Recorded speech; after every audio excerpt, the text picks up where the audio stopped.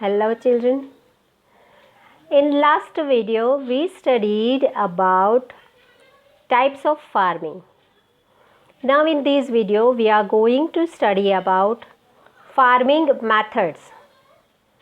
Right? 3 types of farming methods are used, that is organic farming, sustainable farming, and third is mixed farming. सबसे पहले लेते हैं organic farming. Organic farming means ऐसी farming जहाँ पे chemical fertiliser और insecticides का यूज़ नहीं किया जाता. राइट. तो यहाँ पे क्या होगा कि केमिकल फर्टिलाइज़र और इंसेक्टिसाइड से ग्रेन्स, वेजिटेबल्स और फ्रूट के ऊपर उसकी एडवर्स इफ़ेक्ट होती है और वो इफ़ेक्ट करता है हाइजीन ऑफ द पीपल की हाइजीन पे भी वो इफ़ेक्ट करता है और उसकी वजह से सोइल का जो फर्टिलिटी लेवल है उसको भी डैमेज करता है और उसके अलावा वो एनवायरनमेंट को भी डैमेज करता है.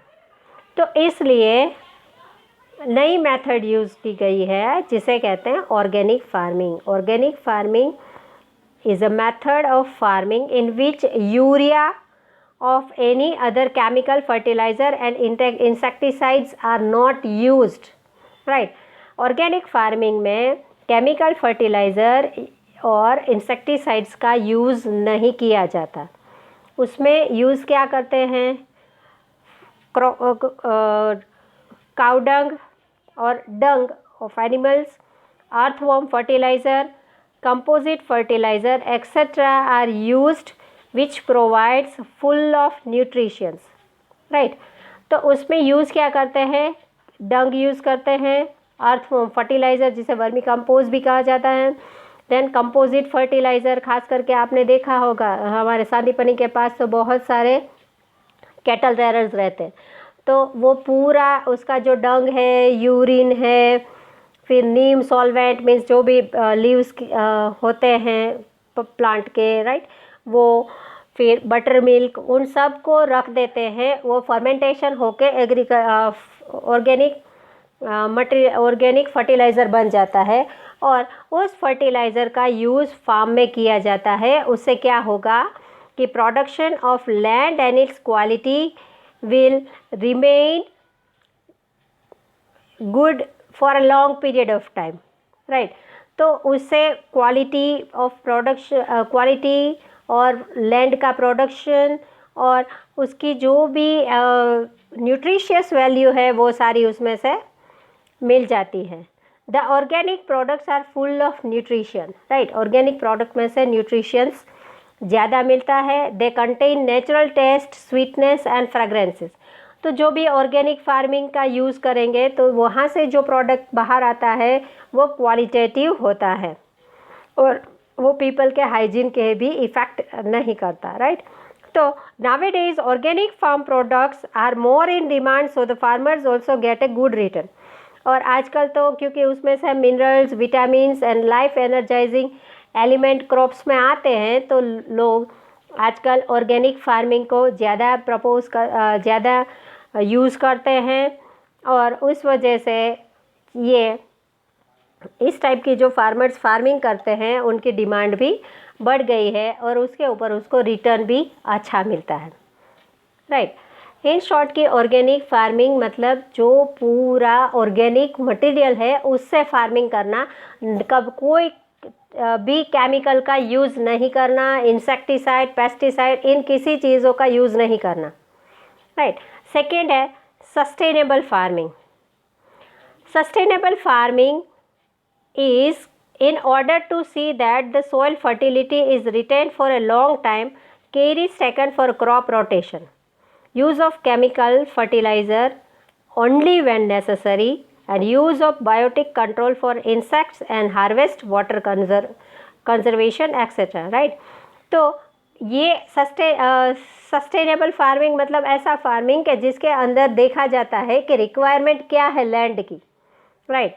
लैंड की रिक्वायरमेंट है कि सबसे पहले उनको फर्टाइल रखना है, तो एक मोस्ट इम्पॉर्टेंट है कि उसको क्रॉप रोटेशन किया जाए।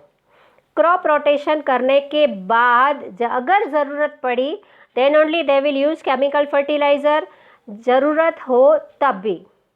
उसके बाद बायोटिक कंट्रोल्स लाइक इंसेक्ट के लिए कंट्रोल, पेस्ट कंट्रोल और वो सब जो भी चीज़ें हैं उनका यूज़ करना, पर कब, जब ज़रूरत पड़े तो। और मोस्टली यू हैव सीन कि फार्मर्स है वो अपनी सोइल को लैब में ले जाते हैं, राइट। लैब में चेक करवाते हैं उसको कि उसमें कौन सा एलिमेंट्स की कमी है, तो उस एलिमेंट के हिसाब से वो उसके अंदर फर्टिलाइज़र को ऐड करते हैं ताकि सोइल की जो प्रॉपर्टीज़ है वो सेम रहे, राइट, उसका लेवल कम ना हो जाए।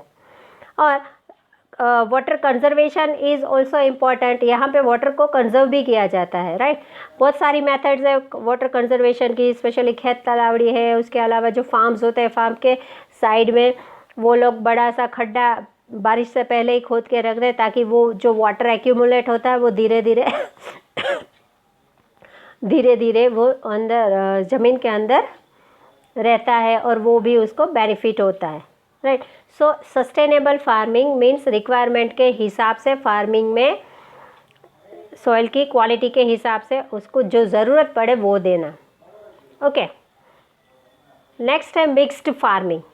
मिक्स्ड फार्मिंग मतलब फार्मिंग तो करनी ही है, उसके साथ साथ cattle rearing, poultry, sericulture and fisheries etcetera are also carried out simultaneously along with the farming.